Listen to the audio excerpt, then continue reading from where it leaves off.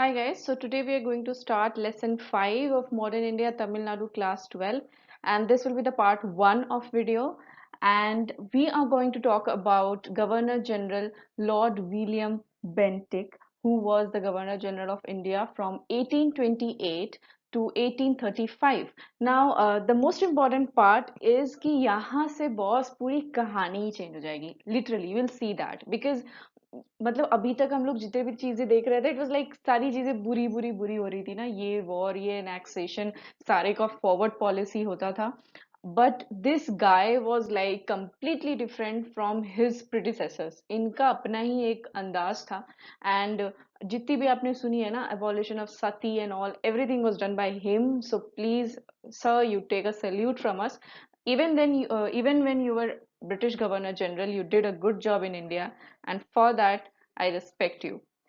और देखो यार, लाइफ में ना एक चीज बहुत इंपॉर्टेंट है, वो ये है कि अगर कहीं पे कुछ अच्छा दिखे तो उसको अप्रिशिएट जरूर करो. मतलब एप्रिसिएशन में ना कभी कंजूसी मत करना. And that is why I feel कि लॉर्ड विलियम बेंटिक के बारे में चलिए हम लोग एक जोरदार तालियों के साथ शुरुआत करते हैं इनके बारे में. And let's start the video. So this man, he was born in 1774 and was a soldier in the beginning. But at very less age, like at the age of 22, he became member of parliament. I mean, wow. Okay. In 1803, he became governor of Madras and he supported Sir Thomas Munro on revenue administration. If you remember from the last video, Sir Thomas Munro wahi insaan hai who had introduced Ryotwari system in Madras presidency. Okay, so Lord William Bentinck, he supported Sir Thomas Munro in revenue administration in Madras Presidency. Also, there was a Vellore mutiny of 1806, as we have already heard, and this resulted in Bentinck's recall.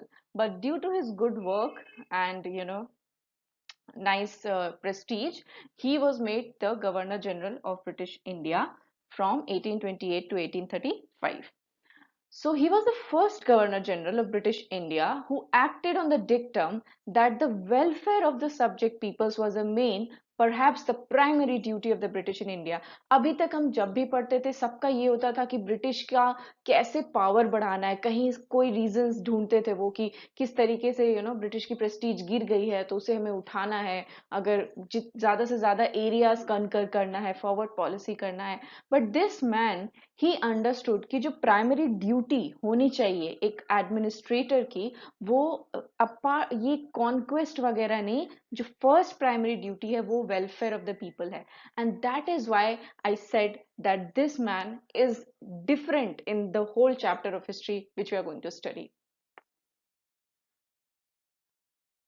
Now, when we study his policy towards Indian states, you will see that he followed a policy of non-intervention and non-aggression. He did not want to interfere in the internal matters of the states, and he did not have an aggressive forward policy of conquering and having conquest in Indian states. But if there was any misrule or if there was a requirement that the administration of Indian state should be taken under British, then he used to come forward and take that. But it was not like he wanted to conquer or conquest. Only if there was a problem in an area, then he used to come. Not like कि वो फायदा उठाना की होता है ना कि चलो इसको अब ब्रिटिश के अंदर घुसाने के लिए फायदा नहीं उठाना था उनका, था कि लोगों को दिक्कत हो रही है, इसीलिए he would come forward and take the administration under British rule. तो इनका policy non intervention non aggression का था. लेकिन फिर भी आप देखोगे कि कुछ कुछ जगह पर इन्होंने भी ब्रिटिश एडमिनिस्ट्रेशन को बढ़ाया है, लेकिन इनका कोई वो एग्रेसिव पॉलिसी नहीं था. It was always due to a problem and not taking a फायदा of the situation. It was for like better administration of the region. So the first case which comes in Indian states was of Mysore. Now, as we have already studied in the last video, if you remember, then in Mysore Wellesley restored Hindu rule under Krishna Raja III after Tipu Sultan's defeat. So, and his minister Purnaiya. Okay, so Hindu rule under Krishna Raja III, along with his minister Purnaiya, was restored by Wellesley after the defeat of Tipu Sultan. But what happened in the beginning, like when the Krishna Raja III, he was a minor ruler. So when he was like administrating, I think with the help of his minister, then it was fine. But later, when he took the full control of administration, then he like फैला दिया उन्होंने उन्होंने मतलब अच्छा administration उनका नहीं था, बिगाड़ दिया उन्होंने। और उसी वजह से पेजेंट्स ने रिवोल्ट कर दिया इन 1830। तो अभी उसके बाद like Sir William Bentinck, he felt that we need to take control of this region because this region is not being administered properly, लोग revolt कर रहे हैं। तो Sir Mark Cuban was made commissioner from 1834 to 1861, and his administration was also very nice, and that is why a very famous park in Bangalore city still exists, which is known as Cuban Park. So you see that आपको like minded people मिलते हैं, you have a good idea, you will get people of that manner if you want to do something good. So William Bentinck had a good idea, and he always chose people also with his like ideas. इसीलिए उन्होंने sir mark Cuban को commissioner बनाया, और उन्होंने भी अच्छा काम किया था मैसूर में। Then the next case comes of Kachar. Now, Kachar, lying in the northeast frontier, came under British administration after the Treaty of Yandabu. Okay, यार देखो, मुझे पता है ट्रीटीज याद करना थोड़ा मुश्किल है, बट हमारे पास कोई ऑल्टरनेटिव नहीं है, you need to remember treaties. So this came under Treaty of Yandabu, which was concluded at the end of First Burmese war. तो यान्दा बू है ना, तो वो बू याद रखना, फर्स्ट बर्मीज वॉर है बी से, तो बू बी, बस इतना ही याद रखना है। ठीक है। तो फर्स्ट बर्मीज वॉर के बाद ट्रीटी ऑफ यान्दाबू हुई, जिसके अंतर्गत आपका ये कचार जो है नॉर्थ ईस्ट फ्रंटियर में जो था, it came under British administration. But in 1832, the Raja of this area was assassinated, killed, and there was no heir. I mean, there was no successor of the Raja. So Bentinck annexed the region at the wish of the people. So this was how Kachar came under British administration. Second case comes of Jayantia. If you remember, Meghalaya में तीन hills हैं, गारो, खासी, Jaintia. So now you understand कि हम लोग किस reason की बात कर रहे हैं नॉर्थ ईस्ट में। ठीक है। कचर I think it lies in Assam. Please right in the comments, ठीक है, कहाँ पे लाई करता है, मुझे याद नहीं है अभी। Okay, so Jaintia, this also came under British administration after the first Anglo Burmese war, and here the ruler was like bhayanak. He abducted a few subjects of British India with the evil intention of sacrificing them to the goddess Kali. मतलब लो भाई, मतलब अभी तक हम परेशान थे British से, अब यहाँ पे खुद के रूलर्स ही ऐसे हैं। तो ये क्या था, कुछ पता नहीं क्या सन की इंसान था, इन्होंने कुछ सब्जेक्ट्स उठाए ब्रिटिश इंडिया के, उनको पकड़ा और ये चले गए कि काली को अभी ये बलिदान कर देंगे इनका। वो करते हैं ना हम लोग, बलि डालते हैं, तो वो करने के लिए चले गए थे। तो इसीलिए उसके बाद बेंटिक को लगा कि भाई ये इंसान पागल है, इसको हटाओ। And then Jaintia also came under, like it was already under British administration, but ruler को काम करने दिया गया था, तो उनको भेज दिया गया पेंशन पे कि तुम भागो। ठीक है। Third case is of like not third, I think fourth case is of Kurg, and the Raja of that place was Veera Raja, and he treated his people with like savage barbarity, very like cruel person, and he killed all his male relatives. शायद इसीलिए क्या हुआ, कोई और राजा ना बन जाए। तो Veera Raja, he was like not a good person, very cruel, treated people very bad, and he killed all his male relatives. So Bentinck sent Colonel Lindsay to capture Markara, which was the capital of Kurg state. And after that, the Raja was, moved from his position, deposed in 1834, and the state was annexed. So as you can see, Bentinck always interfered only if there was some misadministration by the ruler, or if there was no successor to the ruler and people wanted British to like take the rule of the state, or it was good for the people, only then he came to annexes a particular region. So this is how Kurg came under British administration. और colonel Lindsey को याद रखिएगा, वो actress है ना Lindsey Lohan, अरे यार उसका फोटो डाल देना चाहिए था, चलो कोई नहीं। तो कर्नल लिंडसे ने हेल्प किया था इन कैप्चरिंग मरकरी, मरकरा, ओ बाप रे। Okay, next comes the topic that how were the relations with Ranjit Singh. Now, why are we mentioning him? Because Bentinck was the first Governor General who felt that there was a Russian threat of invasion to India.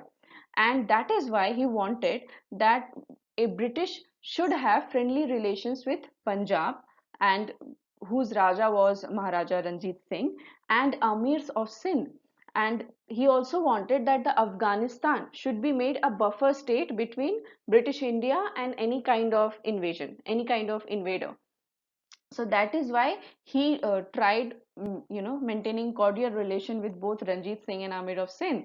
And there was a very grand meeting at on 25th October 1831 at Rupar on the bank of the river Satluj, between Bentinck and Maharaja Ranjit Singh, where a treaty was signed which is known as Indus Navigation Treaty, under which river Satluj was opened for navigation, and also a commercial treaty was also signed between them. So this is how, he maintained a very good relation with Ranjit Singh of Punjab.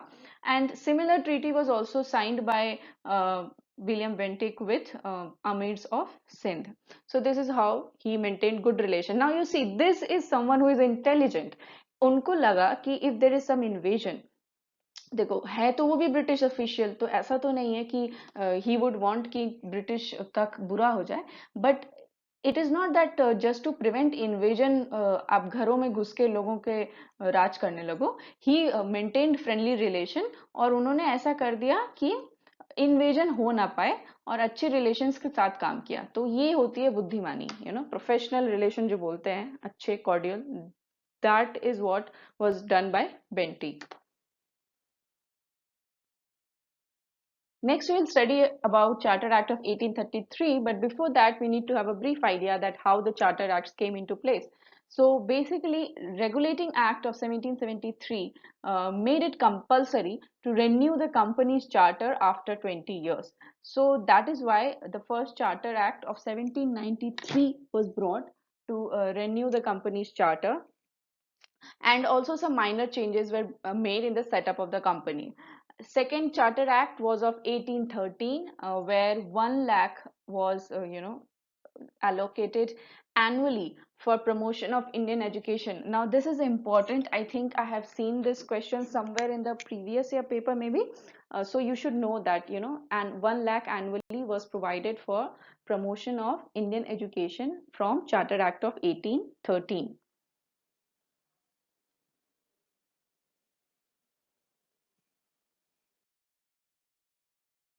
Next, we are going to study about Charter Act of 1833 and what happened in Charter Act of 1833. It is a very significant Charter Act. We will also study about in Lakshmikant first chapter, and Indian polity.